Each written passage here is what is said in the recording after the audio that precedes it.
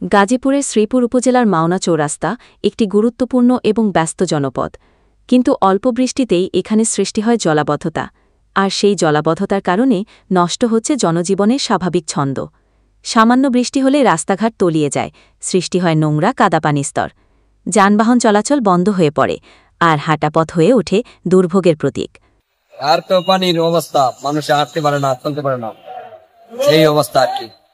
এইগুলো তো ময়লার পানি, এই যে ডাস্টবিনের পানি আর পানি, এইগুলাতে মানুষের শরীরে চুলকায়, নষ্ট হয়। এত বন্যাতে রাস্তা পারাপার হওয়া বড় কষ্ট, কিভাবে পার হবে?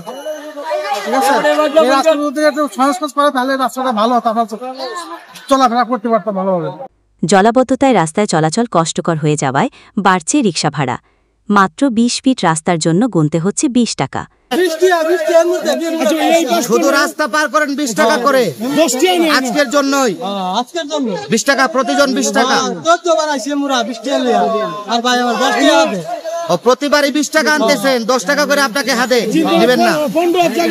স্থানীয়দের অভিযোগ, ড্রেনেজ ব্যবস্থার সঠিক রক্ষণাবেক্ষণের অভাবেই এই জলাবদ্ধতা। ড্রেনগুলো ময়লা আবর্জনায় পূর্ণ হয়ে থাকায় পানি বের হতে পারে না, ফলে সামান্য বৃষ্টিতেই দেখা দেয় ভয়াবহ চিত্র। মাওনা কালিয়াকই ও মাওনা টেপির বাড়ি আঞ্চলিক সড়কের এই সমস্যা দীর্ঘদিনের, কিন্তু আজও কার্যকর কোনো উদ্যোগ নেওয়া হয়নি।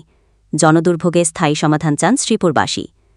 ময়লাটা ভরে ফেলাইছে, খুব অবস্থা খুব খারাপ, চলাফেরার জন্য খুব, এই যে লঙ্গি টঙ্গি ভিজে এলাম, নদী হয়ে গেছে রাস্তার মধ্যে। আমার আছে পানি ভাঙ্গিয়া ময়লার পানি এলাকা চাইলাম আরো অনেক ২ কিলো যাওয়া লাগবে এরকম পানি ভাঙ্গিয়া, মানুষ কিভাবে যাতায়াত করবো? ভোগান্তির মধ্যে সব ময়লার পানি, কি করবো আমরা? ভোগান্তির মধ্যে ফেলাইছি, কি সরকার দেখে নাই কেমনে মানুষ বসবাস করে?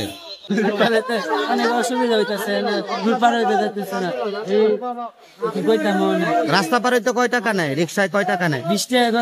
আধুনিক ড্রেনেজ ব্যবস্থা ও সঠিক রক্ষণাবেক্ষণ না হলে অল্প বৃষ্টিতেই থমকে যাবে এ জনপদের জীবনযাত্রা।